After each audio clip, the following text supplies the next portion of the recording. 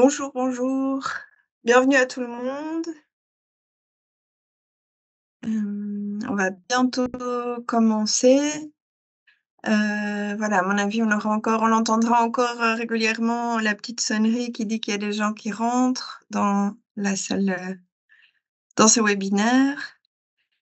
Je prends encore quelques minutes juste pour, repréciser, hein, ce que la DIA explique bien. C'est que, normalement, vous n'avez pas la possibilité d'ouvrir vos micros. Enfin, vos micros sont coupés, mais vérifiez bien. Si vous avez des questions, on vous invite vraiment à les poser dans le chat. Donc, avec le petit onglet ici en haut, au milieu, voilà. Et donc voilà, vous tapez votre message et on y répondra, en temps voulu. Voilà, donc bienvenue, aux derniers arrivés. Donc, je rappelle, hein, les micros coupés et voilà, si vous avez des questions, n'hésitez pas, à les inscrire dans le chat, donc dans la petite bulle qui est au milieu et on y répondra en temps voulu. Bienvenue, je pense qu'on va démarrer, hein, parce qu'on a déjà un petit, programme, bien chargé.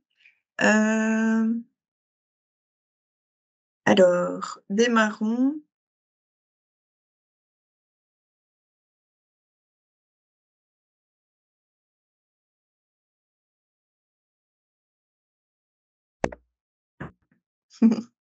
Donc, bienvenue donc dans ce webinaire sur la végétalisation à l'échelle d'un quartier et en particulier avec un sur les communes rurales. La présentation sera réalisée par Louis Noël et je ferai une petite introduction.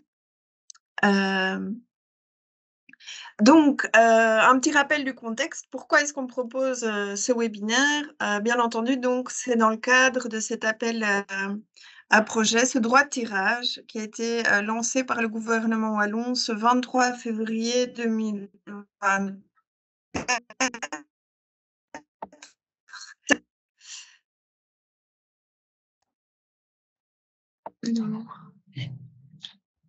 Attention Maïté, il y a une petite coupure de ton micro. Ah, OK. La connexion.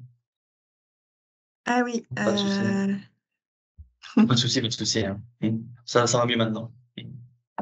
D'accord, super et j'essaye de, ah voilà.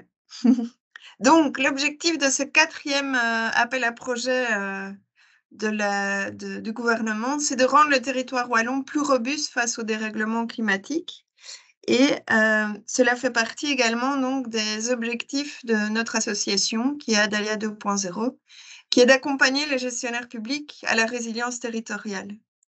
Donc c'est vraiment pour ça, qu'on a, proposé ce webinaire puisque, cet appel à projet rencontre nos objectifs.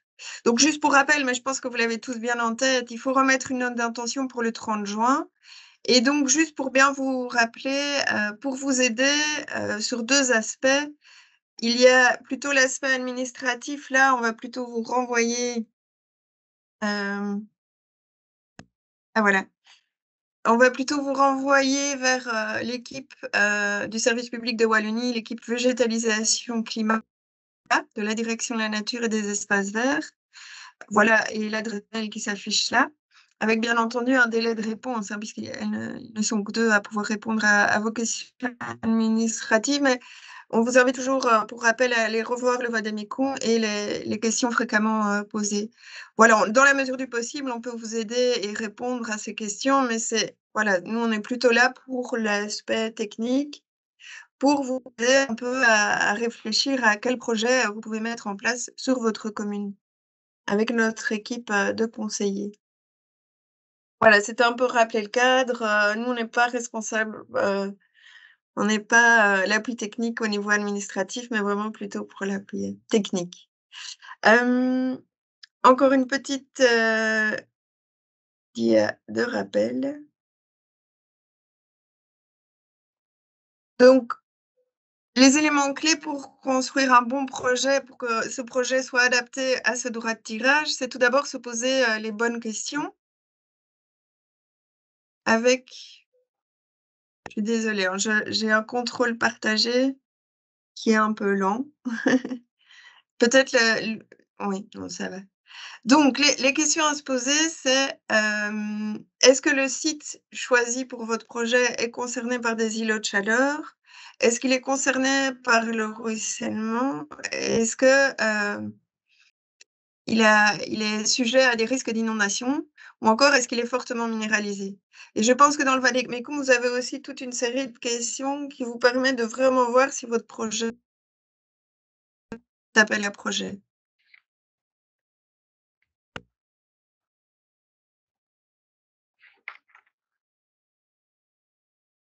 Ensuite, après vous êtes posé des questions, mais c'est de consulter les cartes, de l'Institut de conseil et d'études du développement durable qui ont été réalisées avec la WAC. Ces cartes concernent les îlots de chaleur sur votre commune, les ruissellements ou les zones, à risque d'inondation. Il se peut, hein, que certaines communes n'aient pas énormément de zones d'îlots de chaleur, de ruissellement, d'inondation. Maintenant, vous pouvez vous concentrer justement avec ces cartes sur vos zones fortement minéralisées. Donc vraiment, c'est indispensable d'aller voir ces cartes. Alors, un petit rappel de la priorité des projets de végétalisation, de ce droit de tirage. Donc, il s'agit bien de projets de végétalisation. Il ne suffira pas de désimperméabiliser une zone pour qu'elle soit acceptée dans ce droit de tirage. Il faut vraiment qu'il y ait un projet de végétalisation intégré à ces notions de désimperméabilisation. Et les priorités, donc, elles sont de ce droit de tirage, elles sont clairement l'adaptation au changement climatique, donc ça doit rentrer en premier lieu dans votre projet. Il faut également que le site soit accessible à tous, donc ça ne peut pas être des zones privées. Et alors d'autres critères qui, vont jouer en faveur de l'acceptabilité de votre projet, c'est bien entendu la participation citoyenne, mais également, la sobriété, c'est-à-dire préférer des solutions, sobres, à la fois au niveau budgétaire, mais aussi au niveau d'entretien.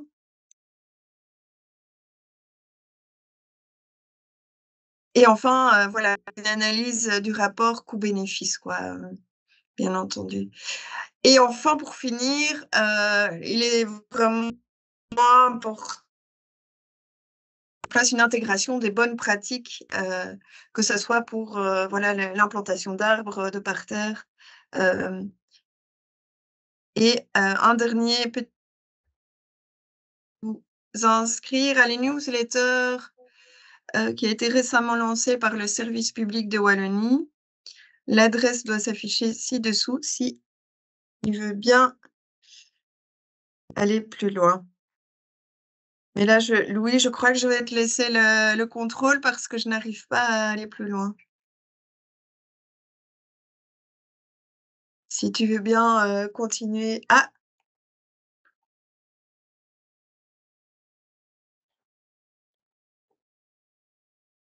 Est-ce qu'on m'entend? Oui, oui, oui, c'est bon. C'est bon, je te laisse j'ai repris le contrôle, Ah voilà. voilà, tu peux. Ah voilà, super. Mmh. Oui, donc c'est ça, si tu peux continuer encore. Ce que je vais faire, c'est présenter la dia du déroulement de ce webinaire, maintenant que j'ai un peu posé le cadre. Donc, Louis, vous présentera justement des idées concrètes sur le quartier en milieu rural, en montrant des projets qui ont été réalisés en Wallonie ou en France. Ce sera l'occasion justement d'évoquer, hein, les bonnes pratiques. On aura ensuite, la Fondation rurale de Wallonie qui viendra un peu toucher un mot sur la participation citoyenne dans la végétalisation. Et alors nous aurons, la chance d'avoir, monsieur Barret de la mairie de Chédigny qui viendra partager son retour d'expérience sur, le village jardin, de Chédigny. On terminera alors à ce moment-là par des questions-réponses. Voilà, donc on essaiera, d'y répondre au fur et à mesure dans le chat et pour les questions les plus, soit, répétitives ou les plus pertinentes, on les posera, à la fin. Voilà, maintenant je laisse la à toi, Louis. Et, Ok. Bah, bon, hop, je vais commencer. Alors, bah, je vais pas représenter. Bah, déjà, bonjour à tous. Je me présente, Louis Noël, donc conseiller technique chez Adalia 2.0, comme vous pourrez le deviner. Bah, déjà, merci d'être aussi nombreux pour aujourd'hui pour notre webinaire.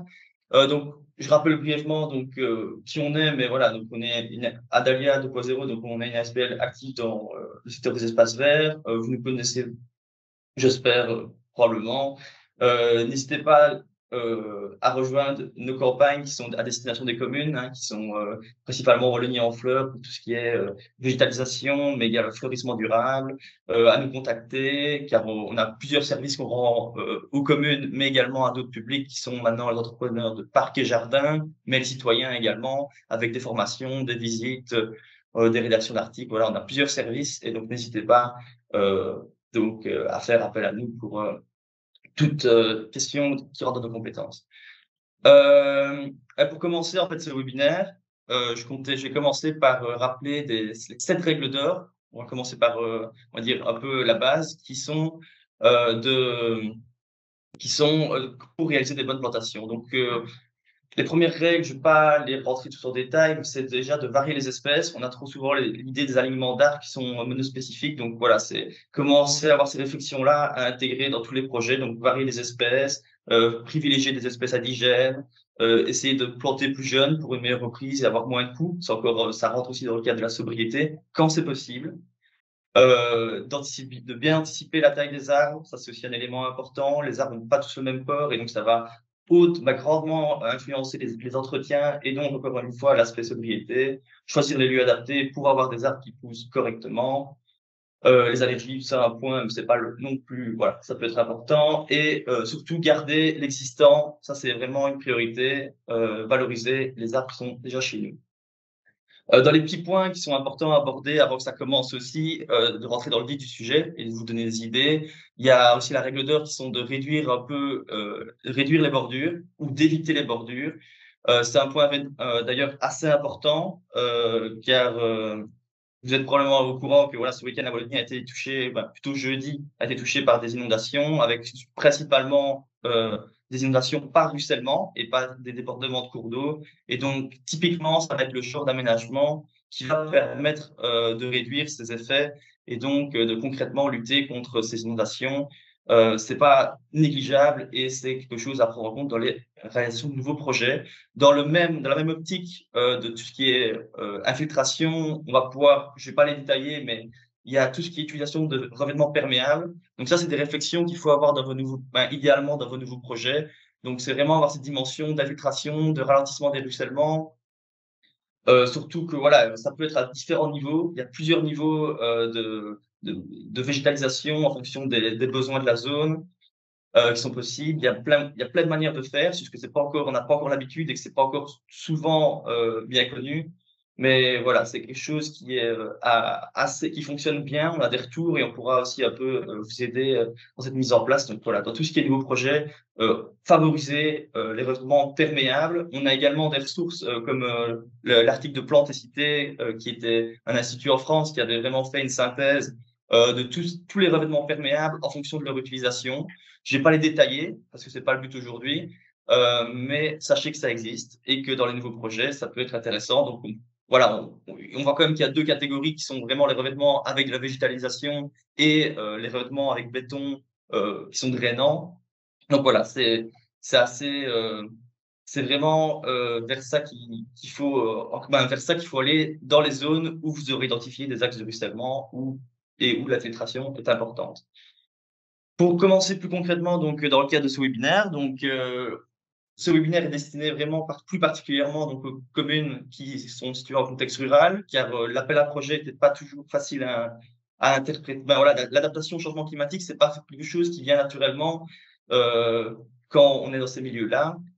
Et c'est important donc de connaître les spécificités de ce milieu qui sont qui est un point très important, c'est des communes souvent donc vous êtes rarement peu minéralisées et donc il faudra d'abord avoir une réflexion en amont. Donc comme j'ai dit avant, avec les nouveaux matériaux, avec la végétalisation, ce qui va être important, c'est que maintenant essayer de réduire le plus possible la minéralisation de votre territoire et essayer d'adapter les nouveaux projets. Une autre spécificité, ça va être donc voilà, le plus gros reste à faire, ben, c'est surtout dans les projets à réaliser que vous aurez aussi une marge de manœuvre. Un point important, c'est voilà, travailler toujours, ça paraît évident, mais également il y a beaucoup de travail qui est à faire avec les agriculteurs, donc voilà, garder un bon contact avec vos agriculteurs. Euh, donc voilà, le fait que vous n'ayez pas beaucoup de zones naturalisées, mais que l'accès à la nature n'est pas toujours aisé. Hein, on pense toujours aux grands champs. Ben, au final, on a beau être dans un milieu rural, c'est pas pour autant qu'on a des zones pour se balader et pour se relaxer dans des espaces verts. Et donc voilà, petit lieu de chaleur, souvent, et par contre voilà, des ruissellements, des risques d'inondation des fois et d'érosion des sols qui peuvent être bien présents. Alors pour concrètement, là, le but de cette présentation-là, ça va être de vous donner des idées, de vous faire un peu rêver et d'essayer de justement de voir des pistes concrètes de réflexion que vous pourrez avoir dans votre commune. On a repris donc la structure de notre présentation, ça va être vraiment par zone, qu'est-ce qu'on peut faire et essayer de voilà, vous donner des pistes concrètes d'aménagement. Donc le premier, c'est avec les cours d'école. Ça, c'est quelque chose qui rentre très bien dans le cadre de l'appel à projet. C'est d'ailleurs, ça rentre tellement bien et c'est tellement intéressant de visualiser les cours d'école à tout plein de niveaux que je vais pas énumérer, qu'on a proposé un webinaire spécifique à la même heure la semaine prochaine. Donc voilà, si vous n'êtes pas encore inscrit, n'hésitez pas à vous y inscrire. Et donc là, vous aurez plein de pistes, des retours concrets pour développer, voilà, revégétaliser les cours d'école. Voilà, c'est vraiment des projets assez exemplaires et qui font beaucoup de sens et qui rentrent très bien dans le cadre de cet appel à projet. Ensuite, il y avait les places et les cœurs de village. Donc ça, c'est un élément, c'est plutôt des réflexions voilà, des plus grosses réflexions. Et donc ça, dans le cadre de l'appel à projet, sera plutôt, on pourra intégrer le budget qu'on a pour végétaliser. Là, je vais avoir 3 retours de places et de cœurs de village. Donc le premier, c'était un cas en France, dans une commune de la commune de Cloître, Saint-Égonnec, donc une petite commune rurale qui, avec l'aide de l'atelier Bivouac, a réalisé une réflexion donc en participation citoyenne de l'aménagement que pourrait reprendre cette place de village qui était totalement bétonnée.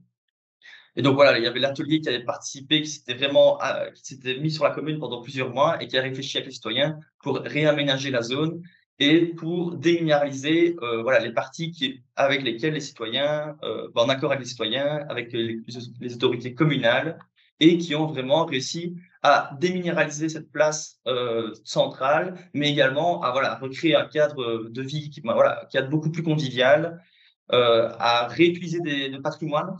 Voilà, il y avait des grosses pierres de la région, typiquement, et là, ça, c'était vraiment une réflexion qu'ils ont eue de les réintégrer dans les aménagements de la place. Mais voilà, dans le cadre de cet appel à projet, au-delà de l'esthétisme et du bien vivre, du vivre ensemble que ça a représenté, c'est vraiment, ça a permis de revitaliser, de créer de la biodiversité et encore une fois, réduire les zones déminéralisées. Alors, plus proche de chez nous, on a un exemple assez parlant de la commune de Anhai, qui en 2013-2014 a voilà, voulu réaménager cette place que vous voyez à votre écran, donc qui était un cœur de village assez minéralisé, comme on peut en voir malheureusement encore des fois assez souvent.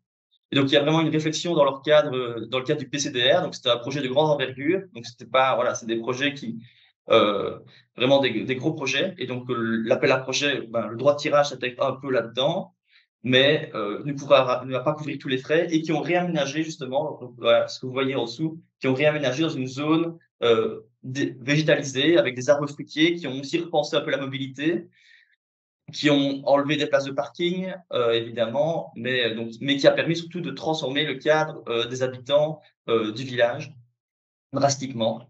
Donc le prix était assez élevé et ça, voilà, il n'y a pas que la place qui a été refaite. Je sais bien que ça peut faire peur, mais voilà, il y a eu toute une réflexion au niveau des aménagements souterrains et autres. Donc c'était pas vraiment que la place, mais c'était voilà pour vous donner un ordre de grandeur.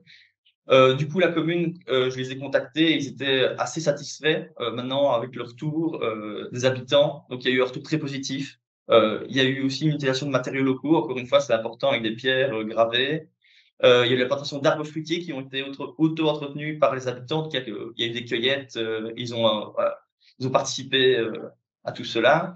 et ils n'ont pas eu de plainte vis-à-vis du projet, hormis via l'organisation d'une brocorde. Mais voilà, ça, c'est des réflexions à avoir en amont et ça arrivera fréquemment avec les places de village. Voilà, faut trouver un juste milieu. Un autre exemple, c'était à Bellefontaine, dans la commune de Tatigny. C'était donc entre 2014 et 2018. Donc, c'est aussi un cas très parlant. Donc voilà, un centre de village qui était totalement minéralisé, avec beaucoup de voiries et un gros parking. Et donc ça, c'était en plein cœur de village. Et donc, dans le cadre de leur PCDR, la commune de Tatigny a justement voulu transformer cet excès de voirie de parking en une zone, voilà, de convivialité. Donc là, on peut voir les photos en 2023. Donc là, ça a drastiquement changé. On a enlevé la route, on a repensé la mobilité du village et on a recréé une zone piétonne végétalisée qui permet de garder une fonction plutôt de place de village, tout en étant aussi une zone de refuge pour la biodiversité qui a été déminéralisée. Donc voilà, là on peut voir un autre point de vue un autre point de vue sur la route. Donc voilà, il y a vraiment une réflexion. On a pu remettre aussi en avant le patrimoine. On peut voir la petite maison au centre qui était à la commune, qui a été vraiment remise en valeur. Donc voilà, c'était vraiment des projets exemplaires. Je n'ai pas eu l'ordre de grandeur de prix, mais c'était élevé, encore une fois. Mais voilà, ça, c'est des gros projets. Et typiquement, le cadre le droit de tirage peut s'ancrer là-dedans. Alors, un autre axe qui peut être intéressant, c'est la végétalisation des bâtiments communaux. Donc voilà, ça, c'était l'idée qu'on peut avoir. Il y avait des toitures végétalisées. C'est une idée, mais c'est plutôt en contexte urbain. Voilà, on peut faire, de manière générale, on va surtout essayer de faire des toitures extensives, donc qui demandent peu d'entretien avec, comme vous pouvez voir tout à droite. Mais l'idée, ça va être en milieu rural, c'est que ça sera rarement une priorité. Donc, on va pas beaucoup en parler. C'est une idée, mais souvent, c'est vraiment plutôt à réserver dans un cadre urbain, si possible. Pareil pour les façades végétalisées.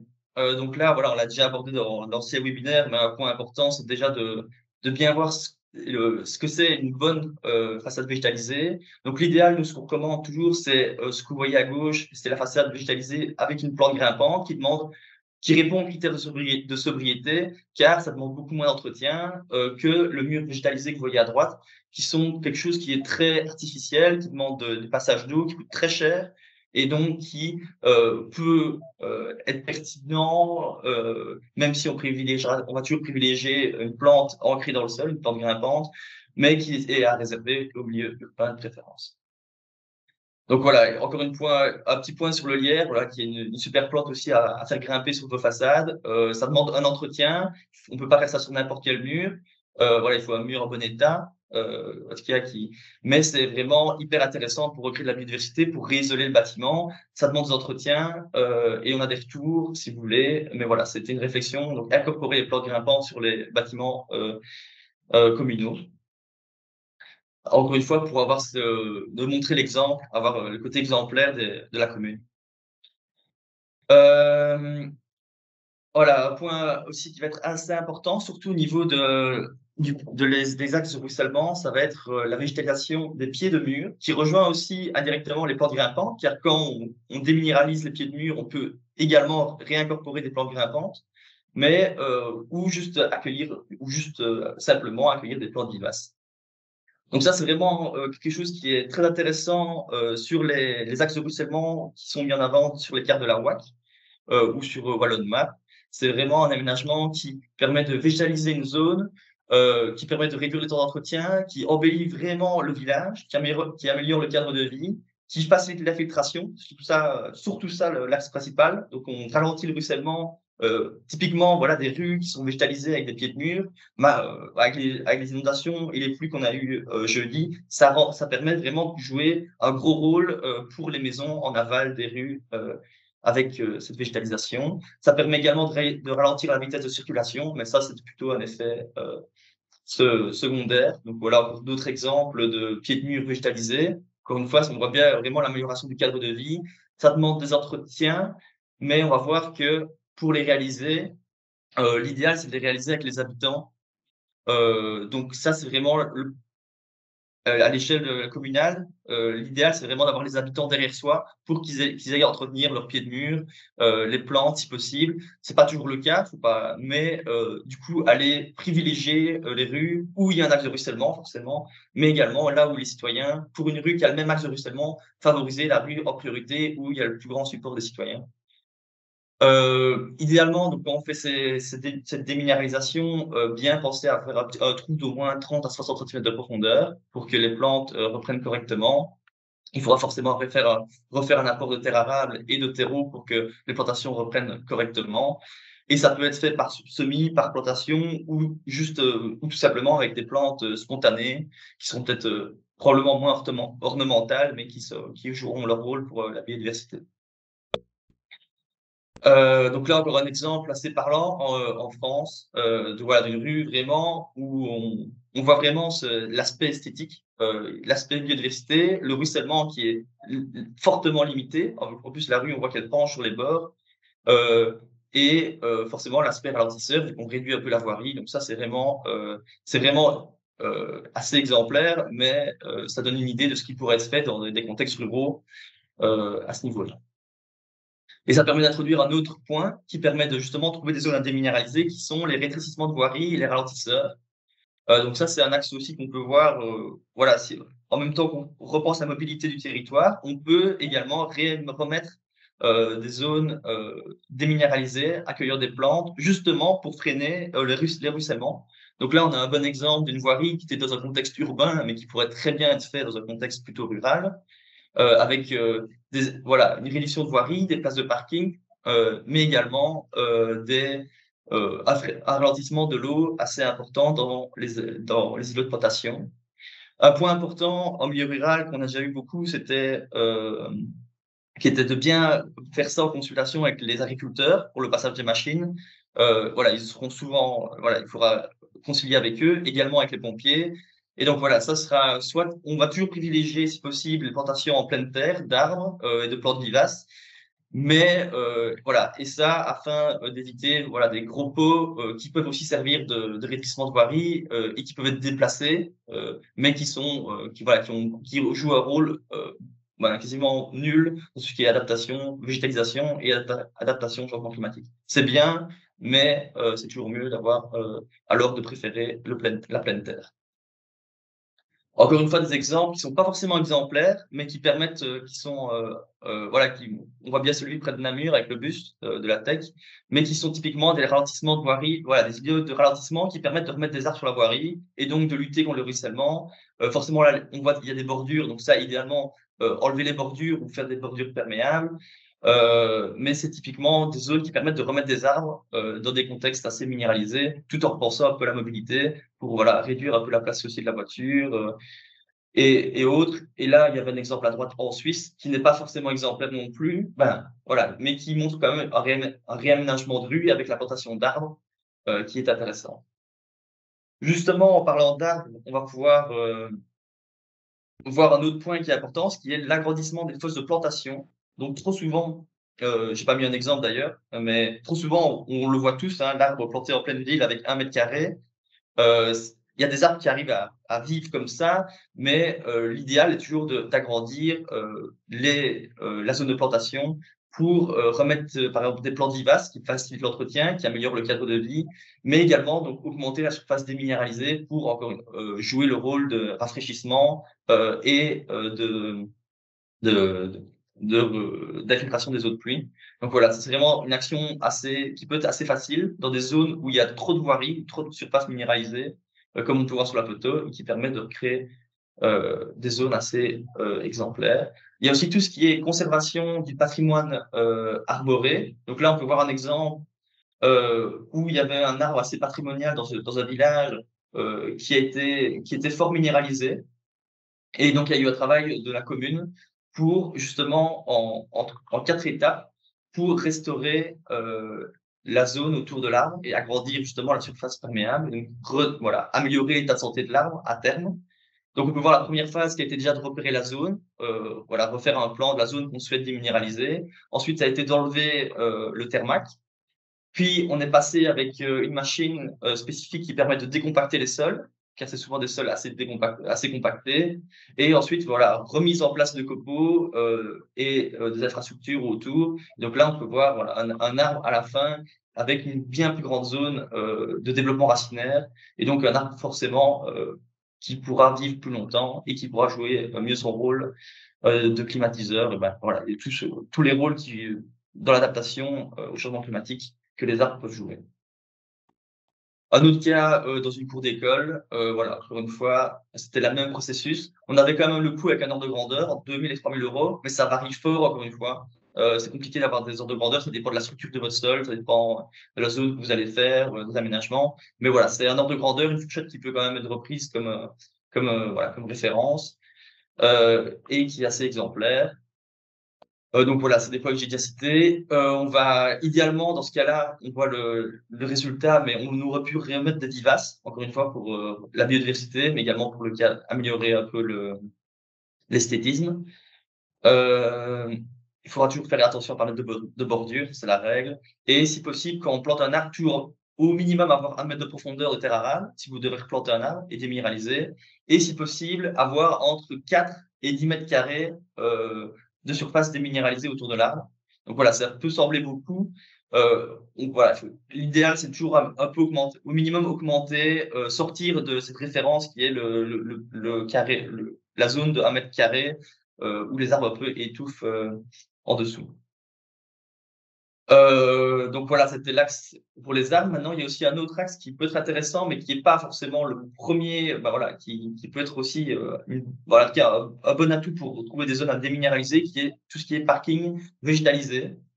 Donc voilà, il y a des cahiers de référence pour faire réaliser de tels parkings, et on en voit de plus en plus avec des dalles alvéolées. Mais là, on peut voir sur les photos un parking assez extensif.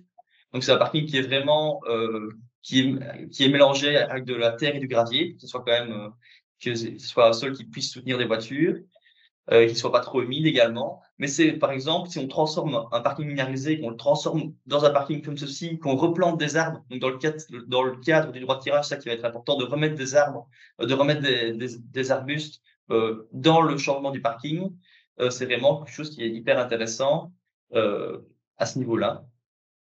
Et donc l'entretien se fera souvent par tonte. Il y a également des parkings avec surface drainante, mais encore une fois, dans le cadre du droit de tirage, ce qui nous intéresse, c'est surtout drainant, mais surtout végétalisé. Et donc, ce qui va être important, c'est d'adapter le type de végétalisation en fonction de la fréquentation du parking. On va souvent faire quelque chose de plus extensif. Dans des zones où il y a moins de voitures, on pourra végétaliser un peu plus. Dans des zones où il y a beaucoup de passages, là, il faudra peut-être faire des dalles alvéolées, et donc remettre par contre des arbres sur les abords. Mais voilà, il y a plein de réflexions à avoir. C'est pas la prioritaire, mais ça peut être un bon axe de végétalisation dans la commune. Et donc moi, j'ai justement fini ma partie, et je vais pouvoir passer la parole à Florine Gérouville de la FRE, qui justement, pour vous aider à mettre en place toutes ces actions, va vous montrer un axe qui semble qui se développe de plus en plus et qui est très pertinent, qui est la participation citoyenne. Hop, je te passe la parole. Merci, bonjour tout le monde.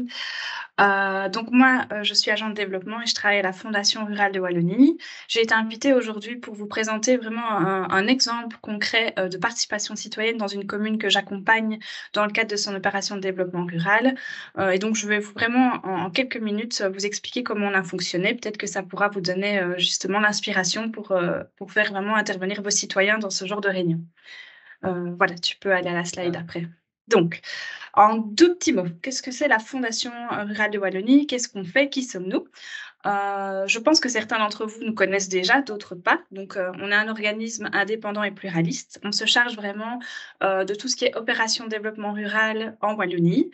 On soutient les communes, on les informe, on les conseille et on les accompagne vraiment pour mettre en place d'abord l'élaboration de cette opération de développement rural et ensuite la mise en place des projets qui auront été vraiment élaborés dans le cadre de l'opération de développement rural. On est là pour animer les réunions avec les acteurs du territoire, mais aussi veiller à la participation citoyenne. C'est vraiment en fait l'important ici, c'est que nous, on est un peu ces garants de la participation citoyenne et on est là pour soutenir les communes qui parfois ont un peu du mal justement à voir comment intégrer les citoyens dans la réflexion. Et donc ici, on est vraiment dans le cadre de l'opération de développement rural, plus précisément. Tu peux aller à la suite. Alors, je vais vous présenter vraiment un cas concret qui s'est passé, sur la commune de Donzelle. Donc c'est une commune qui est, en phase d'élaboration, de son PCDR, donc c'est-à-dire qu'elle est vraiment en train de co-construire son opération développement rural et les projets qui vont vraiment, aboutir en fait dans les 10 ans à venir. C'est la commune qui a pris contact avec moi, pour savoir si, je pouvais animer une réunion, par rapport à cet appel à projet végétalisation à l'échelle d'un quartier. Parce qu'en fait, ça faisait vraiment écho, à différents projets qui avaient été déjà abordés durant la phase d'élaboration. Et donc l'idée, c'était vraiment de faire des liens entre cet appel à projet et l'opération développement rural. Suite à ça, on s'est dit que c'était plutôt une bonne idée de réunir toutes les commissions qui étaient présentes sur la commune, donc la CLDR, la Commission locale de développement rural, la CCATM, la Commission nature et la Commission mobilité. D'abord pour avoir vraiment touché un maximum de personnes et que ce soit, plus représentatif de la population, mais aussi parce que, c'était en période de congé scolaire, donc c'est vrai qu'on avait peur que des personnes ne soient pas présentes. Donc l'idée, c'était vraiment de toucher un maximum de personnes. Hem Comment est-ce que ça s'est déroulé? D'abord, il y a vraiment eu, une petite introduction et un cadrage. Donc, on a expliqué que ces idées qui allaient être abordées durant la soirée n'étaient pas uniquement dédiées à l'appel à projet végétalisation. Ça pouvait servir à d'autres, appels à projets, subsides ou même, programmes communaux. Il faut savoir que, il faut pas trop limiter les citoyens parfois dans leurs idées parce que sinon, justement, ils ont du mal un peu à sortir des sentiers battus. Et donc, on leur a bien expliqué que toutes les idées qui allaient être abordées durant la réunion allaient pouvoir être utiles à la commune d'une manière ou d'une autre et être mises en œuvre d'une manière ou d'une autre. Donc, il y a quand même tout un travail à faire encore par la commune par la suite dans le tri des idées. Maintenant, évidemment, l'objet principal, c'était l'appel à projet. Donc, vous allez le voir, on a bien expliqué l'appel à projet. Et dans la deuxième partie, je vais vous présenter comment concrètement on a pu faire le lien avec cet appel à projet. Suite à vraiment, ce cadrage, il y a eu Andrea Tomei, qui est vraiment le coordinateur POLEC de la commune, qui a présenté en quelques mots POLEC et le PAEDC, parce qu'il y avait vraiment moyen de faire des liens aussi entre, ces deux programmes communaux et les idées qui allaient ressortir, lors de la soirée. On a évidemment expliqué en quelques mots ce que c'était l'appel à projet, quels étaient les critères de l'appel à projet et comment est-ce que, on allait faire, pour la suite, les étapes et cetera. Et on avait invité aussi Adalia, d'ailleurs merci beaucoup, pour présenter des exemples inspirants parce que, l'idée c'était quand même de montrer ce qui était faisable parce que parfois effectivement c'était pas facile pour les citoyens de se projeter, pour savoir exactement, ben, qu'est-ce qu'on peut faire en milieu rural? Qu'est-ce qu'on peut faire dans ma commune?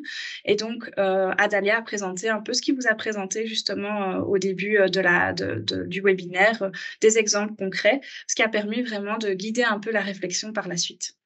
Voilà. Alors, pour ce qui est de la deuxième partie de la réunion, voilà, c'était vraiment plutôt, la partie, avec la participation citoyenne. Là, il était question, en fait, de répartir, les citoyens par table et donc il y avait une table par village. Pour chaque village, en fait, le groupe avait vraiment à disposition plusieurs cartes qui allaient leur permettre justement d'identifier les endroits plus vulnérables de la commune. Donc ils avaient à disposition une carte avec les aléas d'inondation, avec l'érosion des sols, les axes de ruissellement, la carte avec les lignes et les espaces verts déjà présents sur le village. Cette carte-là, plus spécifiquement, a demandé un peu plus de travail en amont par la commune parce que c'est elle qui a identifié les espaces verts qui étaient déjà présents sur la commune, soit qui méritaient d'être améliorés, soit qui étaient déjà existants. Et c'était un peu aux citoyens de voir au cas par cas si pour eux c'était suffisant ou pas, ou s'il fallait justement le développer. Évidemment, une légende, une carte vierge à annoter, une grande feuille vierge pour vraiment après pouvoir annoter cette carte, des gommettes rouges et vertes, des bics et marqueurs. Donc l'idée, c'était vraiment qu'ils aient à disposition différents outils pour pouvoir faire eux-mêmes justement cibler les endroits et les aménagements qui étaient potentiels et réalisables.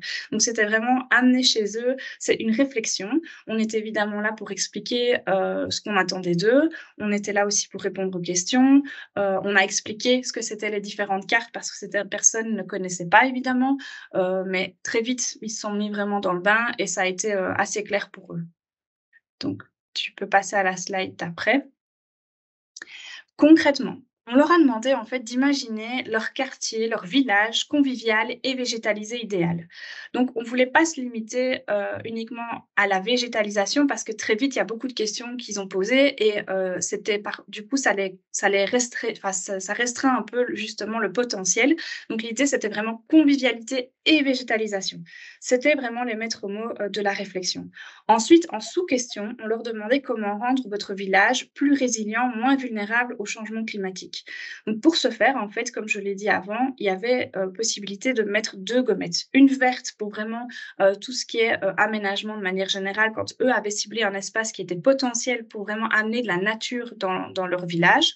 Et alors, il y avait la gommette rouge qui était vraiment quand ils avaient ciblé un endroit vraiment plus vulnérable. Comment est-ce qu'ils pouvaient déterminer la vulnérabilité de l'endroit? C'était justement en se référant aux différentes cartes, que ce soit l'érosion des sols, le ruissellement, etc. Les îlots de chaleur n'ont pas été mis en évidence puisqu'il n'y en a pas en fait dans la commune de Doncel. Et donc grâce à ces cartes, en fait, les citoyens ont pu eux-mêmes se rendre compte que parfois il y avait des endroits qui pour eux ils jugeaient importants, mais qu'en fait c'était peut-être pas aussi important, et d'autres aussi qui étaient ciblés sur les cartes en disant ben, attention, là il y a un problème de ruissellement, etc. Mais eux jugeaient que un peu plus loin, alors que c'était pas repris sur leur carte, c'était très important justement d'aller travailler là-bas parce qu'il y avait un problème d'inondation récurrent. Et donc ça permettait justement de voir sur carte, ben, tiens, quelles sont les données, mais aussi de voir sur terrain, parce que les citoyens connaissent quand même leur commune, concrètement, ben, comment est-ce que, la réalité de terrain et comment faire pour justement essayer d'aller au plus proche des citoyens et des besoins de la commune. Donc, ça a été très participatif, ça a été vraiment assez intéressant. Les gens se sont mis très vite dans le bain, ils ont pu vraiment beaucoup échanger. Ils ont ciblé, ils ont de belles idées. Et alors, comme je l'ai dit, ce qui a permis aussi, cette méthodologie, en fait, a permis justement d'aller un cran plus loin, c'est-à-dire qu'on a récolté toutes les idées, même celles qui n'étaient pas sur un espace vulnérable à proprement parler en fonction des cartes.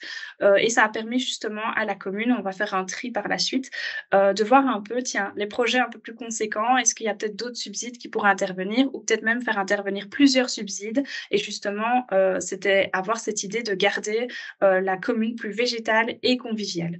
Donc, comme vous le voyez ici, l'objet de la réunion était l'appel à projet végétalisation, mais pas que, parce qu'on comprend que les communes parfois manquent de temps et ont besoin aussi d'éviter de démultiplier les réunions. Et donc là, c'était vraiment, on va essayer de faire un gros appel à idées sur tout ce qui est possible au niveau nature, surtout qu'il y a différents appels à projets comme biodiversité, l'appel à projet végétalisation, ligneux, mais il y en a plein d'autres. Et donc, l'opération développement rural ici pouvait aussi, comme ça a été présenté par Louis dans les exemples, aller chercher des subsides plus conséquents pour des aménagements plus conséquents si c'était nécessaire. Et donc, vous le voyez là, c'est en ça que c'était pertinent avec l'opération développement rural, c'est qu'il y avait des liens, autant pour les plus gros aménagements que les plus petits, et on avait vraiment une réflexion plus globale au niveau de la commune. Voilà, moi j'en ai fini. On m'a demandé d'être brève, donc c'est ce que j'ai fait. Merci beaucoup pour votre attention et je répondrai aux questions en fin de réunion s'il y en a. Merci beaucoup. Ouais, super, merci Florine. Effectivement, je répondrai aussi aux questions s'il y en a après la présentation. Donc, on va avoir la chance d'écouter Monsieur Clément Barret, qui a accepté de répondre, présenter son village exemplaire en France de chez Ligny, et à qui je laisse la parole maintenant. Hop, je vais passer les slides. Voilà. Alors bonjour à tous les participants. Donc effectivement, je suis Clément Barret, le chef jardinier du village jardin de Chéligny en France. Un village qui a été littéralement transformé en l'espace de 10 ans, je dirais, et qui continue sa transformation, bien sûr, mais déjà en 10 ans, là, la transformation a été assez spectaculaire. Donc, je vais vous expliquer un petit peu la genèse du projet. En fait, en 1998, la municipalité de l'époque se rend compte que le village de Chéligny est comme beaucoup de villages en Touraine. Il fait face à l'exode rural, c'est-à-dire que les jeunes partent, ne restent pas dans le village, vont travailler ailleurs et sont plutôt attirés par la ville. Et puis les anciens disparaissent petit à petit. Donc le village perd en population et le village perd vraiment aussi en attrait. Donc le maire essaie de trouver une solution et il prend l'exemple d'une ville du sud de la France qui s'appelle Grignan, où il avait été en vacances l'été précédent et où il avait observé des rosiers palissés sur les façades. Il avait trouvé ça assez joli. Et en revenant à Chéligny, il a proposé à la municipalité de faire la même chose. Donc il a fait appel à un célèbre rosiériste français, André Ève, qu'il a invité à venir sur place et il lui a dit qu'est-ce qu'on pourrait faire. Donc l'automne suivant, ils se sont attelés tous les deux à enlever quelques pavés au pied des maisons pour y installer des rosiers grimpants. Donc André n'y croyait pas trop puisque la terre était assez ingrate, le climat n'était pas non plus idéal. Et puis donc il a fait le travail qu'on lui avait demandé. Il a planté quelques rosiers, il en a planté une douzaine de rosiers. Et puis il est reparti et il est revenu 2 ans plus tard. Et il s'est aperçu, il n'en revenait pas lui-même, en fait, les rosiers s'étaient extrêmement plu, ils avaient poussé d'une façon très exubérante, ils faisaient déjà plusieurs mètres de haut. Et cette douzaine de plantes, finalement, devenait déjà quelque chose d'intéressant au village. Et les élus y ont vu une vraie opportunité de poursuivre. Donc en 2001, à l'occasion d'un plan de financement de l'Europe et de la région, et de l'État d'ailleurs, pour l'enfouissement des réseaux électriques et téléphoniques, la mairie s'est dit est-ce qu'on ne profiterait pas de ces travaux pour restructurer complètement le bourg et essayer d'accentuer cette végétalisation qui plaît déjà aux habitants, mais vraiment en poussant le curseur très très loin. Donc en 2001, gros travaux pendant 1 an, réfection de la voirie, enfouissement de tous les réseaux, et puis suppression des trottoirs. Donc ça, c'était assez précurseur, hein. Les travaux ont été réalisés en 2001. Ça ne se faisait pas en France à l'époque. Donc le maire a quand même eu une certaine vision. Et il s'est dit, on va supprimer les trottoirs et on va les végétaliser, on va les planter. Donc d'abord avec des plantes grimpantes sur les façades, et puis ensuite, au pied de ces grimpantes, de nombreuses plantes vivaces et des bulbes pour, pallier la période de l'année où les rosiers ne sont pas en fleurs. Donc l'idée au départ, c'était que les habitants entretiennent les plates-bandes. Et puis, donc ça a fonctionné en fait sur certains habitants qui se sont pris au jeu. Donc là, on voit une photo en fait, donc c'était en 98. Donc vous voyez, les rues, ça donnait vraiment pas envie, et on voit les premiers rosiers qui ont été installés. Et puis on voit 10 ans plus tard ce que ça peut donner. Donc les habitants, certains étaient motivés, d'autres un peu moins. Certains pensaient bien faire et faisaient des bêtises. Donc en fait, au bout de 2 ans, la mairie s'est dit stop, vous allez vous impliquer autrement, plutôt par le biais d'associations qui vont œuvrer pour le fleurissement. Mais par contre, la mairie, c'est par le biais de ses employés communaux qu'elle va gérer l'ensemble des plantes du village. Et finalement, ça a aussi arrangé les habitants puisque on s'occupait de tailler tous les rosiers, d'évacuer les déchets. Donc une autre photo de avant-après, hein, la même rue avec le même angle de prise de vue. Donc vous voyez que d'un village tout à fait banal avec une route traversante qui est empruntée par des poids lourds, on a quelque chose de beaucoup plus apaisé avec des fleurs et des gens qui marchent non plus sur les trottoirs, mais plutôt au milieu de la voirie. Donc, ce qui était important aussi dans le projet de végétalisation de Chedini, c'est que dès le départ, il a fallu revoir tout le plan de circulation, c'est-à-dire qu'une déviation a été créée pour contourner cette rue principale pour plus que de nombreux poids lourds et véhicules empruntent cette rue. Donc, cette déviation a été créée et la rue est désormais passée en zone de rencontre, c'est-à-dire une zone qui est utilisée, qui peut être utilisée uniquement par les habitants en roulant à 20 km/h maximum. Et des parkings ont été créés à chaque entrée de village, 3 grands parkings pour accueillir les visiteurs et les touristes. Donc, on a observé de nombreux bénéfices, hein, évidemment, un cadre de vie nettement amélioré. Louis en a parlé tout à l'heure, mais les eaux de ruissellement, effectivement, ça les a aussi beaucoup limitées. On a un véritable écosystème qui s'est recréé dans le village avec le retour de nombreux oiseaux du fait qu'il n'y a plus de véhicules qui passent. On a des populations de chardonnerets, de mésanges, de rouge-queue qui viennent nicher dans les rosiers ou dans des nichoirs installés. Et donc, tout ça participe à cet écosystème puisqu'il contribue à éliminer les pucerons sur les rosiers. Enfin, voilà, on se rend compte que la nature réintègre très vite les rues si on fait ce qu'il faut. Donc on a également, au niveau des retombées, on a également beaucoup de touristes, hein. On reçoit 120 000 visiteurs par an pour un village de 570 habitants.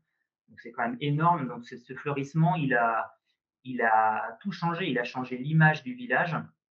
Il lui a redonné un réel dynamisme puisqu'en fait, on a des retombées économiques fortes pour la mairie. De nouveaux commerçants sont venus s'installer. Donc voilà, c'est vraiment quelque chose qui a œuvré dans le bon sens. On avait, avant les travaux d'aménagement et de fleurissement, on avait 30 emplois dans l'agriculture à Chevigny. Et aujourd'hui, on n'a plus que 7 emplois dans l'agriculture, mais on a en parallèle 35 emplois dans le tourisme qui se sont créés. Donc c'est quand même relativement important. Et puis, autre intérêt important, c'est que le village est apaisé. Ça a été reconnu par le CEREMA, en fait. Il a été reconnu, il y a une fiche qui a été éditée à cet effet pour démontrer que la végétalisation des rues apaise la circulation. Voilà, donc concrètement, alors là, la photo qui est sous vos yeux, c'est donc on est derrière le presbytère de Chevigny, derrière l'église, et donc c'est un jardin de curé qui a été recréé in situ il y a maintenant 7 ans, et donc qui est également ouvert à la visite, dans lequel on retrouve différents carrés symboliques d'un jardin de curé et qui contribue également à l'attrait du village et qui fait venir de nombreux visiteurs. Donc concrètement, pour l'aménagement des plates-bandes, en fait, les trottoirs, alors là, on voit sur la photo de gauche, la bordure est restée, mais à de nombreux endroits, les bordures ont été supprimées, ce qui fait que c'est plus facile pour l'écoulement des eaux. Les trottoirs ont été décaissés en fait sur 1 mètre de profondeur, et puis de la terre végétale a été apportée, et ensuite un système d'arrosage par goutte à goutte tout le long des rues et des plates-bandes, qui est alimenté par un ruisseau qui traverse le village, donc on a toujours de l'eau. Ce goutte à goutte, il est allumé ponctuellement, vraiment en cas de forte chaleur, pour irriguer principalement les plantes vivaces, parce que les grimpantes ont un système racinaire assez important et elles vont chercher l'eau en profondeur. Et puis ensuite, voilà, une fois le système d'irrigation mis en place, les vivaces ont été installées. Et on se rend compte effectivement, comme ça a pu être dit précédemment, que en fait, on n'a pas tant d'intervention qu'on pourrait le penser, puisque la densité de plantation est importante, et donc les mauvaises herbes ont assez de mal à s'implanter. Donc voilà pour une présentation concise. On pourrait dire beaucoup plus de choses, mais voilà pour une première présentation du fleurissement du village de Chevigny. Super, merci Clément. Il y avait juste cette photo-ci, je me posais la question, pour la gestion des eaux. On est à l'une des entrées du village. En fait, on a à partir d'une ancienne carte postale où on avait un abreuvoir à animaux qui avait été plus tard bouché pour laisser place à la route. Et la municipalité s'est inspirée de cette carte postale pour recréer un abreuvoir, comme on peut le voir sur la plus grande photo de droite. Donc voilà, c'est un petit clin d'œil au passé. Ok, super. Merci pour ce retour d'expérience très très inspirant. Je pense que on est bon pour les présentations. On va pouvoir passer aux questions-réponses et voilà. Je vais vous demander également, donc on va rentrer dans une phase plutôt interactive où là vous allez pouvoir justement, on va pouvoir activer votre micro et vous pourrez poser des questions. Mais est-ce que Louis, je propose qu'on continue de fonctionner, ce sera plus simple par que vous posiez vos questions dans le chat. Et Ok. voilà, si besoin, donc on relaie les questions, et si besoin, vous pourriez compléter notre question. J'en profite avant de commencer la séance de questions-réponses pour signaler la présence de Fanny Nagelmacher, donc de la direction de la nature et des espaces verts et de l'équipe justement climat adaptation au changement climatique. Donc il répondra également à vos questions. Et voilà, qui malheureusement n'a pas accès, je ne sais pas Louis, elle n'a pas accès aux questions à la conversation, c'est ça? Voilà. Elle s'appelle comment, tu m'as dit? C'est Donc c'est Fanny Nagelmacher. Voilà, comme ça. En tout cas, elle intervient dans le Q&R, OK. Je la désigne comme représentatrice. mais voilà. Pour Super. si vous avez des questions auxquelles on ne peut pas répondre pour l'aspect administratif. Voilà, on a répondu au fur et à mesure aux questions. Je pense que celle donc bien entendu, on posait la question par rapport aux écoles. Les écoles sont tout à fait considérées comme subsidiables par cet appel à projet, hein. Enfin, un rappel, donc les frais liés aux auteurs de projets sont subsidiables pour autant que le projet contienne la concrétisation du projet. Donc ça, c'est très important. Alors, autre question concernant... oui, j'ai remis le lien, le bon lien pour la newsletter. Et justement, Madame Nagelmacher vous invite à aller voir sur biodiversité.wallonie.be par rapport... vous trouverez différentes documentations et liens. Enfin, nous avions une question concernant les eaux de ruissellement. Voilà, et le risque de pollution et de déneigement. C'est l'occasion un peu, donc le risque pour les parterres, les plantations, c'est l'occasion de rappeler hein, qu'effectivement, dans le passé, ces fosses de plantation, ces arbres n'étaient pas adaptés à ce que aujourd'hui on voit de plus en plus apparaître. Donc on est dans un concept de gestion de l'eau à la parcelle. Ça, c'est vraiment le mot d'ordre.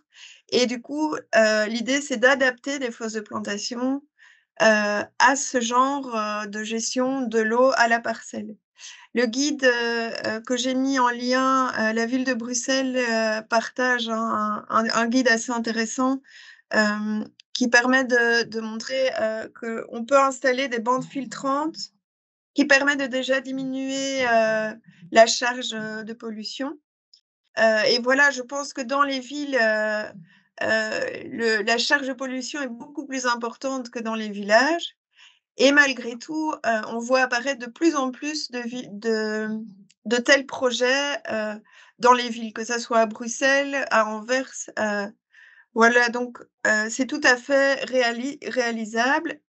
Et voilà, et puis par rapport aux selles de déneigement, il faut bien entendu analyser la situation.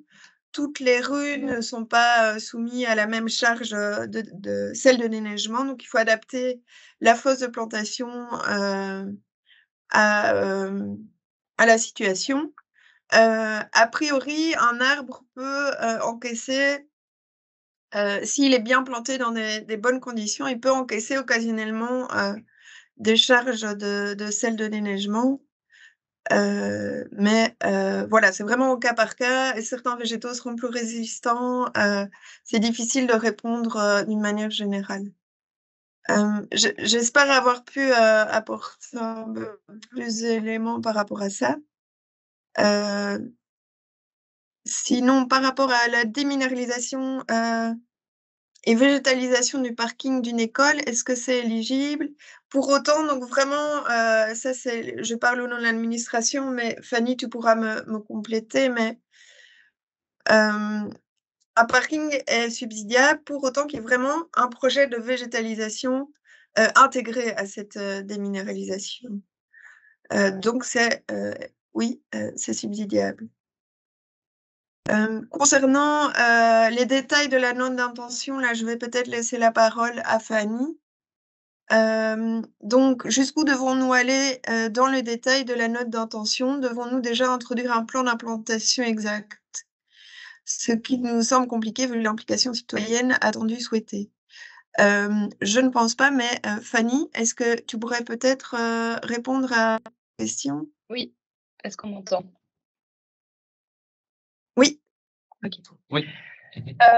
Alors, pour tout ce qui concerne déminéralisation et végétalisation de parking, Je rappelle quand même que, en fait, le business core de l'administration, enfin de la direction de la nature et des espaces verts, c'est la nature et les espaces verts.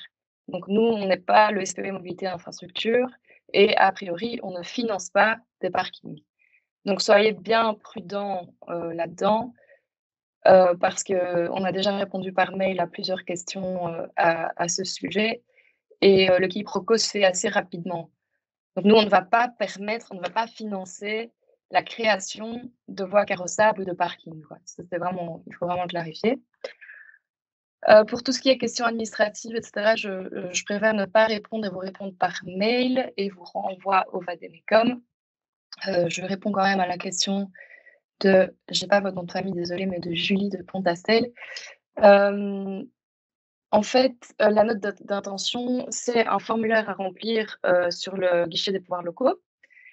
Et vous devez aller au maximum dans le détail. On sait que c'est un peu difficile, mais voilà, ayez un métrait approximatif et oui, un plan, un espèce de plan d'action. Et si ça répond bien au formulaire, si le dossier est complet, normalement, c'est OK.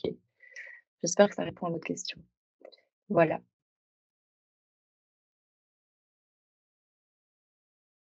Merci Fanny. Et donc, on a une question aussi. Est-ce qu'on peut vous envoyer notre projet pour une analyse préalable à son éligibilité? Il me semble avoir lu dans le FAQ que c'est possible.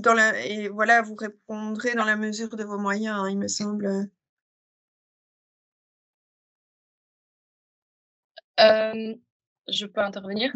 Je m'adresse encore à toi, pardon, excuse-moi. Ah pardon, OK. Oui.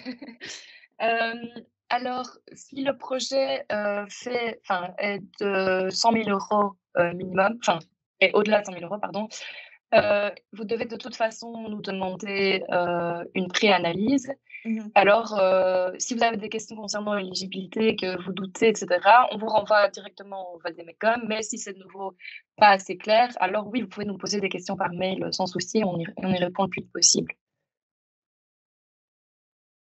Et voilà, et notre équipe de conseillers techniques, par contre, on peut vous aider, voilà, à voir un peu ensemble. On a déjà eu l'occasion de faire ça avec plusieurs communes, de regarder un peu plutôt en mode en visioconférence, hein, puisque le temps nous est compté, mais voilà, par rapport au nombre de demandes qu'on a et nos possibilités. Mais voilà, n'hésitez pas pour toutes les questions plutôt techniques. Alors, une étude de projet peut être subsidiée pour autant que le projet soit concrétisé. Nous envisagions l'étude de végétalisation de plusieurs écoles. Dans ce cas, que se passera-t-il si tous les projets ayant fait l'objet d'une étude ne sont pas concrétisés? Je pense que vous ne pouvez pas, vous pouvez faire l'étude pour une école que vous savez que vous allez ce budget, vous devez avoir un budget pour l'auteur de projet et un budget pour la réalisation du projet. Fanny, Oui, c'est... as d'autres éléments à apporter ou? Oui, c'est ça. Alors, dans ce cas-là, vous pourriez soit faire un seul projet qui contient plusieurs sites à végétaliser, donc dans ce cas-ci, ce sont les écoles, des cours d'école, soit avoir plusieurs projets, donc un projet par site, par exemple. Alors,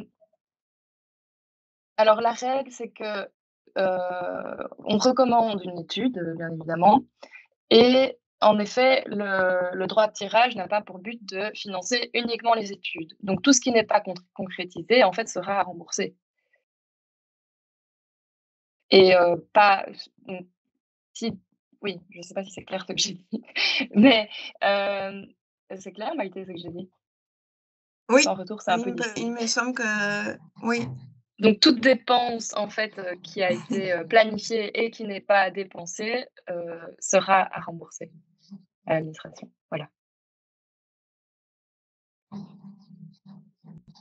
Alors, concernant les essences à respecter, ici, on n'est pas cantonné aux essences indigènes, donc tout est accepté pour autant qu'il ne s'agit pas d'essences invasives. Et voilà, il faut évidemment des espèces adaptées à votre situation. Alors, est-ce que nous avons construit un nouveau hall sportif? Est-ce que les plantations autour de ce hall et espaces verts peuvent-ils rentrer dans ce droit de tirage?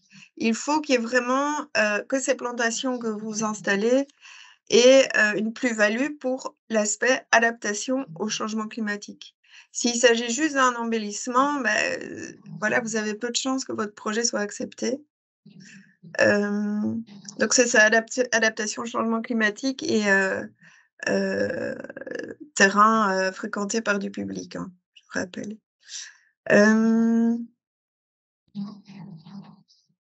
Alors je vois que dans cette question, dans la commune de Claviers, il y a également des travaux de rénovation de notre administration communale aura lieu en 2025-2026. Projets de végétalisation aux abords et toitures végétalisées peuvent-ils rentrer dans ce droit de tirage? Je pense que oui, tout à fait, ça rentre dans le droit de tirage. Voilà, oui. Donc les essences, pareil, ça j'ai déjà dit. Et quand pourrons-nous commencer à dépenser l'argent? Là, je vais plutôt me tourner vers toi, Fanny.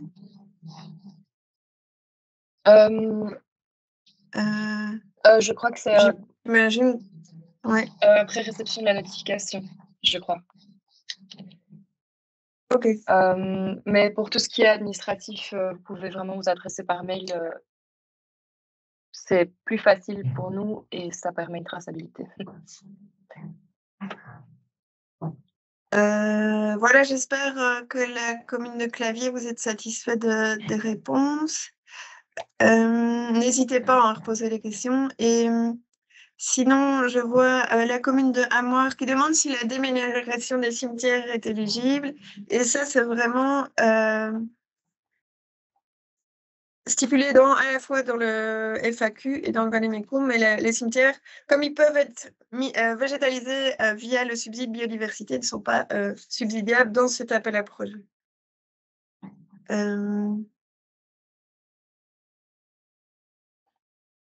Il y a aussi une question dans le Alors, QR. voici. Oui, vas-y.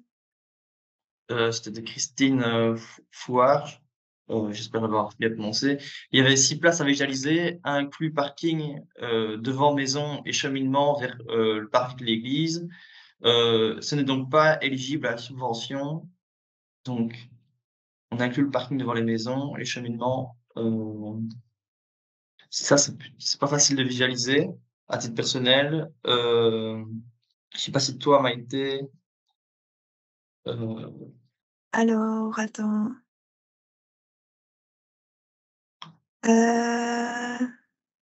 Donc, c'est la question. Après, j'en profite pour ceux qui ne restent pas Ouais. pour les questions-réponses. Déjà, merci pour votre attention. J'essaierai que je ne l'ai pas dit oralement, mais n'hésitez pas à répondre via le petit sondage, le QR code. Voilà, c'est pour si vous avez des remarques sur la présentation, des pistes d'amélioration. Voilà, c'est vraiment une richesse si vous pouvez le faire. Et voilà, c'est juste un petit détail. Et merci pour ceux qui nous quittent plus tôt.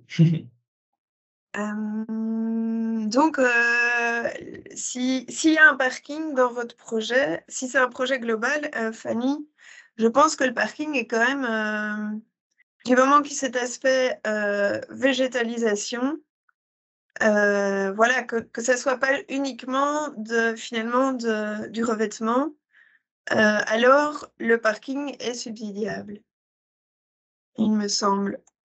Oui, en fait, tout est Je une ne sais question pas non plus si de... j'ai été claire, mais oui. Moi, j'ai compris. Tout est une question de mesure, en fait, aussi. Oui.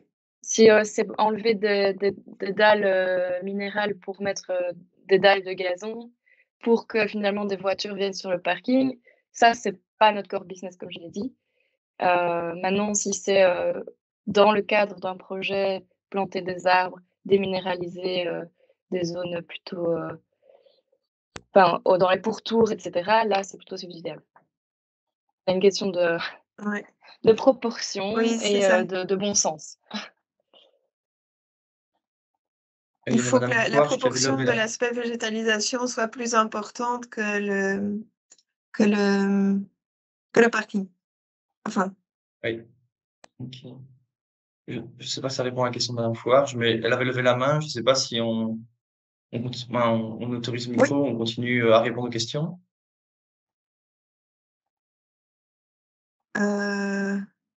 Oui, oui, on peut. Je pense qu'on a encore un peu de temps, donc. Ah,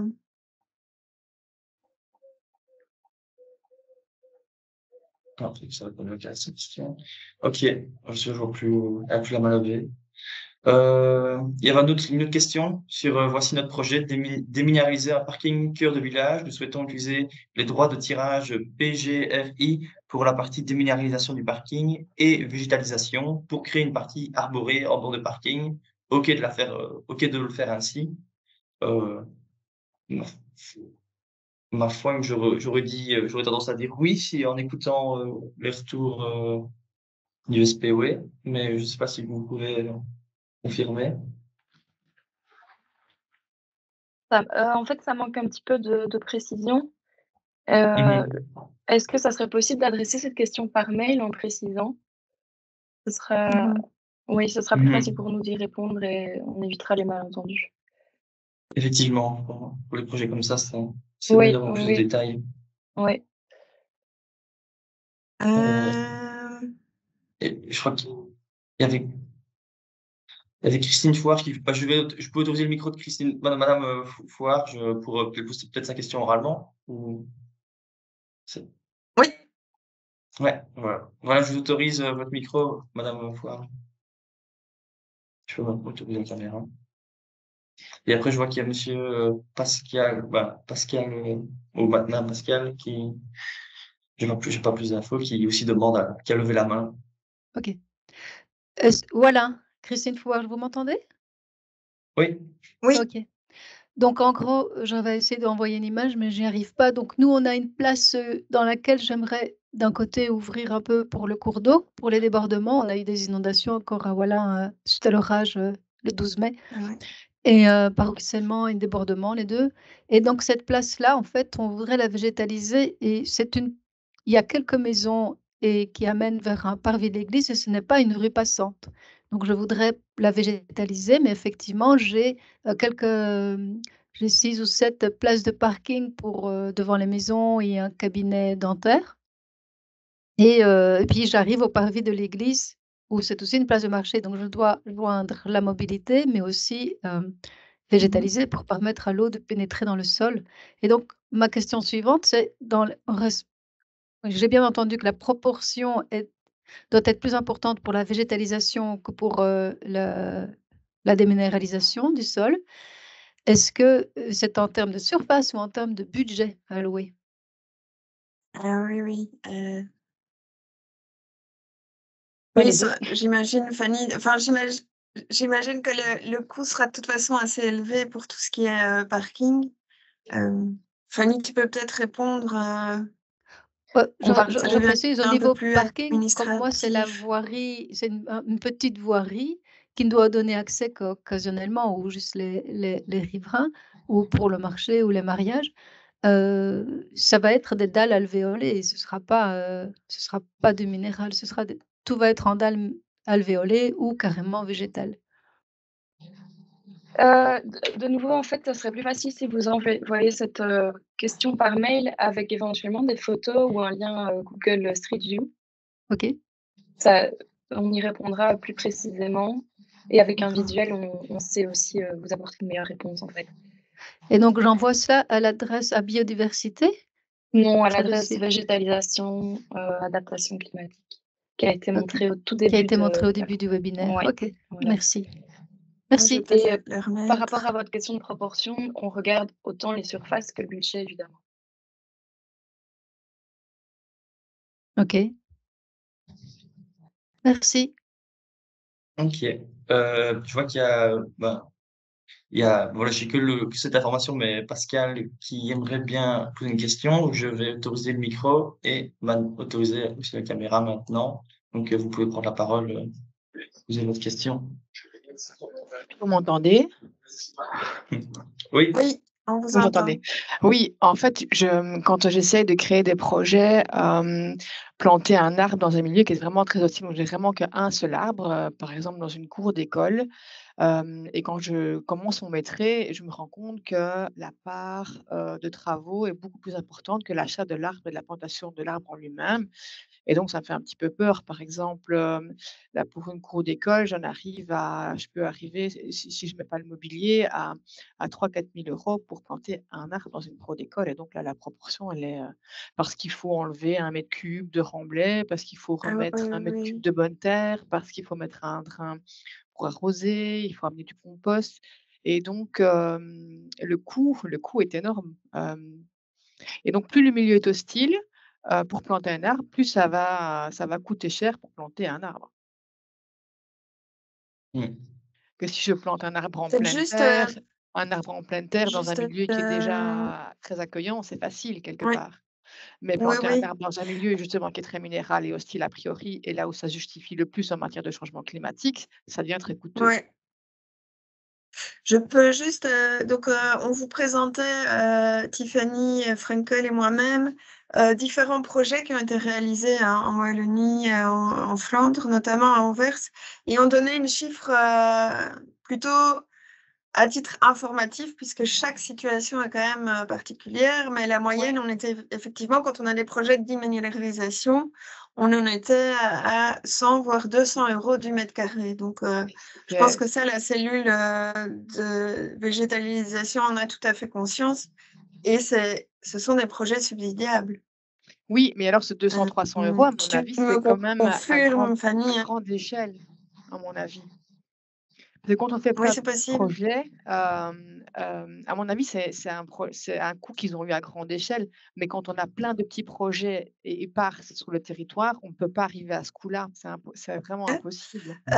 Ils avaient installé un minimum de surface à désimperméabiliser, pardon, qui était, d'environ, 30 m² ou 10 m². Ah, je ne sais plus maintenant, mais J'ai voilà, laissé ils s'étaient la parole à fixés. Tiffany. J'ai autorisé Tiffany qui avait levé la main, notre collègue. Tu peux peut-être répondre à la question. Oui, mais donc c'est vrai que récemment, j'ai aussi participé à un projet de verdurarisation d'une cour d'école et effectivement, là, j'étais dans la même, gamme de prix pour l'arbre dans la cour. Maintenant le plus coûteux dans une cour en termes de végétalisation, c'est vraiment la plantation d'arbres aux tiges. Mais par contre, tout ce qui est plantes grimpantes, plutôt par terre désimperméabilisées mais avec, des plantations basses, puisqu'on creuse moins bas, il faut moins de terre et il y a moins d'extraction de matière, les prix restent un peu plus abordables. Et par exemple, pour des grimpantes, on peut le faire, soi-même. On n'est pas obligé d'avoir recours à un entrepreneur, ce qui est pas possible pour la plantation d'un arbre dans une cour, par exemple. Là, on est obligé d'avoir recours à un entrepreneur. Oui, et dans les cours d'école, en général, il y a pas d'arbres et les enfants cuisent l'été. C'est pour ça qu'on veut Oui, planter un arbre tige. C'est vraiment pour, donner oui, de l'ombrage, ouais, parce qu'il mais faut vraiment. c'est sûr, Ouais, c'est super intéressant. Mais alors je suis d'accord, on est dans la même gamme de prix que ouais, vous. c'est Ouais, cher. c'est pour, Non, non, elle dit non pour oui, pardon. C'est pour, l'occasion, je pense, avec ce droit de tirage de justement faire ce genre de projets qui ont mmh énormément de sens et voilà, qui concernent un public, voilà, vulnérabilisé et qui doit être, enfin, prioritaire quelque part. Oui. Mais alors ce qui est important, si vous plantez des arbres donc dans les cours d'école, c'est vraiment d'avoir une fosse de plantation très importante et qui puisse accueillir aussi les eaux de ruissellement, donc pas de bordure et ça, c'est pas toujours évident de communiquer avec les entrepreneurs, pour qu'ils Il acceptent ça, mais c'est vraiment, vraiment, Il faut une bordure, mais pour, contre-buter les pavés, sinon ça va pas, ou le tarmac en fonction du revêtement qu'on a. Mais il faudra, ce que je vais faire maintenant, c'est, que demander que la bordure soit affleurante au pavé, voilà, simplement. c'est ça. Une Mmh. bordure Il faut affleurante contre-buter. Oui, et il s'il faut y a une contre-buter. pente, la faire de sorte que ce soit affleurant, du côté entrant et un peu Mmh. plus élevé, sur le bas. Mmh. Ouais, ouais, ouais. Et oui, moi je pars sur chaque fois, 2 mètres sur 2 quoi, sur 1 mètre de profond et Sur 1 mètre de profondeur, oui, c'est ouais. ça et alors si vous pouvez planter des plantes, en pied d'arbre, Oui, des vivaces, c'est encore mieux. oui, là dans une cour d'école, on va devoir être raisonnable et penser à l'entretien. Oui. Alors le broyat, en fait, ça se passe pas trop bien parce que les enfants éparpillent les broyats, et donc on se demandait si on ne voulait pas tester, je ne sais pas si vous avez cette expérience-là, des, espèces de revêtements poreux en résine. On aimerait bien expérimenter ce revêtement-là pour ces projets très spécifiques-là. Moi, je suis pas très partante, ça me plaît pas trop, mais en même temps, si ça permet de planter des arbres dans des milieux qui sont compliqués, peut-être, mais je ne sais pas ce que vous en pensez. Ben non, je suis pas spécialement pour non plus ce type de Mmh. revêtement-là. Maintenant, si vous voulez, vous pouvez me contacter par mail. Mmh. J'ai plusieurs exemples d'ailleurs, le webinaire qu'on va consacrer vraiment en cours d'école la semaine prochaine Oui. va traiter de tous ces revêtements aussi et des exemples d'écoles, les cours Oasis et cetera en France, qui s'y sont bien plongés. Donc à certains endroits, ça peut être bien, surtout, par rapport à la couleur aussi d'un revêtement. Quand on est obligé d'avoir un revêtement, en fonction de l'utilisation du sol, Ouais, c'est eh bien, opter pour des couleurs claires aussi, ça peut vraiment, aider. Donc un Mmh. revêtement clair et perméable. Par contre, en pied d'arbre, il y a d'autres solutions. Donc il y a soit vous empêcher le piétinement, par, des bancs pour tour ou des petits, ganivelles en châtaignier qui peuvent aussi empêcher, d'aller piétiner le pied d'arbre, quand il y a, des copeaux. Ça peut aussi être une structure en bois qui fait en même temps banc, en même temps empêcher d'aller piétiner l'arbre. Enfin voilà, On a il y a déjà fait plusieurs. ça, mais ils adorent justement et tous les enfants sont en dessous de l'arbre et autour sur le banc et grattent la terre et et c'est normal. Bah, Oui. écoutez, en tout cas, je vous propose vraiment de vous inscrire Mmh. pour le prochain Oui, webinaire. Je tout à pense fait. que Tiffany, sera Oui. justement là pour en parler et Mmh. on Mais et verra voilà plus en donc détail. c'est effrayant quand on commence à faire les métrés et quand on rentre vraiment dans des milieux hostiles, des parkings avec du remblai ou des cours d'école, des choses comme ça, la part de travaux est vraiment, effrayante pour arriver à planter finalement un arbre. Mais Mmh. quelque part, c'est là qu'ils ont le plus de sens et à mon enfin j'espère que mais Oui, je pense qu'on est dans Mhm. dans le bon esprit du droit de tirage, je pense. tout à Mhm. Oui. fait. C'est comme au final pour les cœurs de village, c'est pas forcément les zones les plus faciles à végétaliser, forcément, mais on a pu voir aussi dans le cadre de chez Ligny tous les impacts au-delà du changement climatique qui était touristique pour le bien-être des habitants, la mobilité, qui est vraiment voilà, l'aspect général et les impacts plus globaux de tels projets. Mmh. OK. Euh, je sais pas s'il y a d'autres questions. Je ne vois plus d'autres, questions. Ah, monsieur Barrett, nous avons une question pour vous. Est-ce que vous avez une idée de l'estimation du coût d'entretien par an des espaces végétalisés? Ah, votre Vous micro avez est le micro coupé. coupé. Voilà. Voilà, c'est mieux comme ça. J'ai pas de chiffres à vous donner, mais en fait, nous sommes 3 employés, communaux à temps complet, à entretenir les plates-bandes, à entretenir tout le village, le jardin de curé de 2000 m² et les 37 hameaux qui font partie, enfin qui sont rattachés au village centre de chez Ligny. Hem, donc voilà, je peux pas vous donner de chiffres précis. Mais en fait, ça représente la masse salariale. En budget de fonctionnement, on a un budget de 2 000 € annuels, ce qui est très peu puisqu'en fait, on produit tout en interne, toutes nos plantes sont produites en interne et on a mis en place des partenariats, notamment avec des semenciers, qui nous offrent les semences, et d'autres partenariats afin de limiter les coûts puisque la commune, avec 500 habitants, elle a vraiment des budgets très restreints. Juste pour revenir sur la plantation de l'arbre dans la cour d'école, nous, on en a planté un l'an dernier et on l'a fait en interne. J'imagine que vos communes, ont des employés communaux. Et si c'est fait en interne, ça coûte vraiment rien de planter un arbre. Même si l'agent, il passe 2 jours à couper l'enrobé avec une disqueuse et à décaisser et à apporter de la bonne terre, ça coûte on n'arrive jamais à 2 ou 3 000 €. Heu, En comptant la main-d'œuvre, si on considère que l'arbre et tout ce qui va avec l'arbre, c'est-à-dire piquet, attache, système d'irrigation, ça coûte 100 €, en comptant une journée, même 2 journées de main-d'œuvre, on est loin des 1 000 €. Donc je pense qu'il y a des choses qui peuvent être faites en interne aussi. On n'est pas, forcément obligé de faire appel à des sociétés privées qui effectivement, font augmenter énormément les coûts. Merci. D'ailleurs, n'hésitez pas, s'il y avait d'autres, vous souhaitez rebondir sur d'autres questions qui étaient auparavant, c'est très pertinent. OK. Encore une question ou on est bon? Tout le monde est satisfait? Tout le monde, a eu réponse? Attends, je vois Mmh. dans les questions-réponses, un projet d'aide aux particuliers pour déminéraliser leur jardin de voirie est-il subsidiable? Oui, c'est vrai, je m'excuse, je ne l'avais pas encore relayé. Là, j'avoue que Fanny, je te demanderai de l'aide. Donc, est-ce que les jardins de voirie, leur déminéralisation peuvent être subsidiables? Je pense que non, mais je ne suis pas certaine.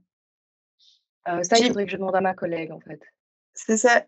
Est-ce que, si c'est considéré dans un projet plus global, comme on l'a vu dans les rues Jardin à Anvers, est-ce que, voilà, ça peut peut-être, rentrer? Peut-être qu'il faut développer également un peu plus Oui, le projet? vous pouvez, nous adresser cette question par mail aussi avec un peu plus de précision et éventuellement des photos. Alors je vois que monsieur l'empereur,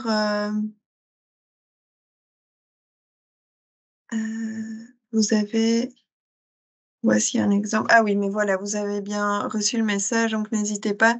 Et ce qui est chouette avec le site du de l'appel à projet, si vous allez voir le FAQ, je pense, Fanny, que régulièrement vous rajoutez les questions qui sont, les nouvelles questions, Oui, c'est ça. donc En fait, voilà, quand on a des nouveaux éléments, on met à jour, les FAQ. c'est ça.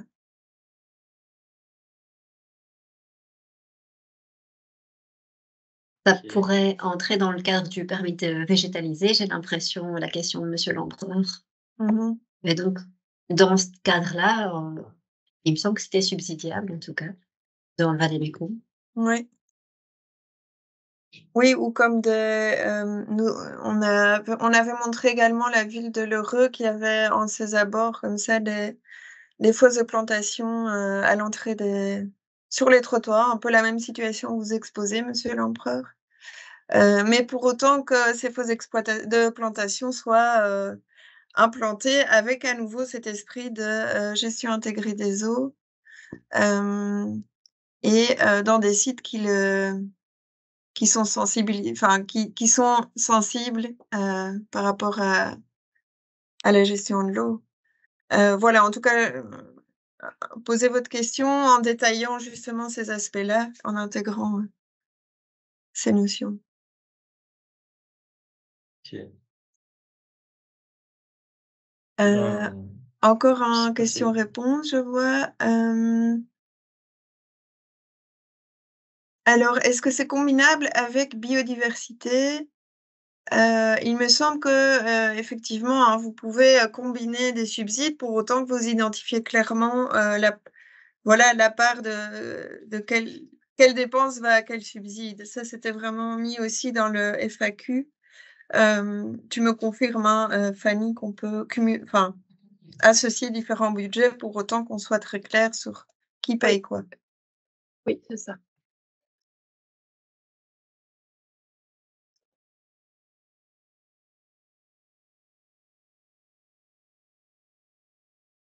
ouais, ils ont d'autres questions. Mmh. Oui, je pense qu'on arrive au Ouais. bout des questions.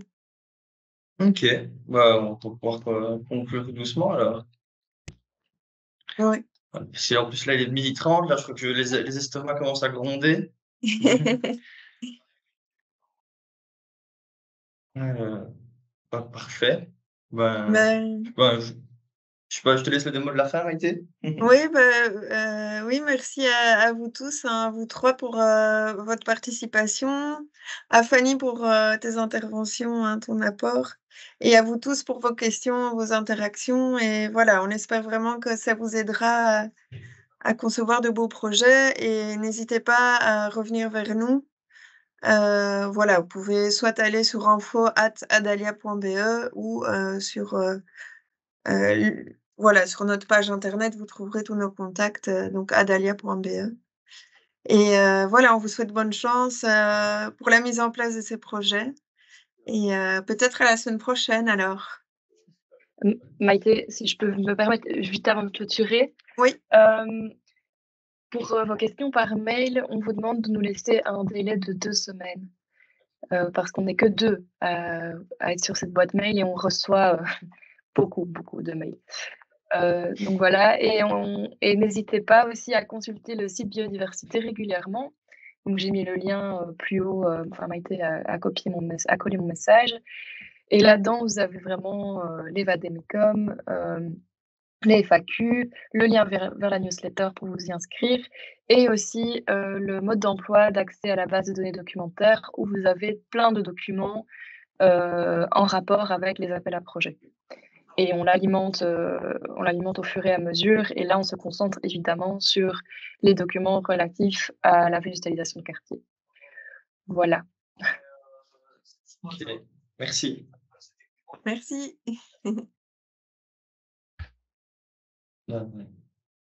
Parfait, alors. Au revoir à tous.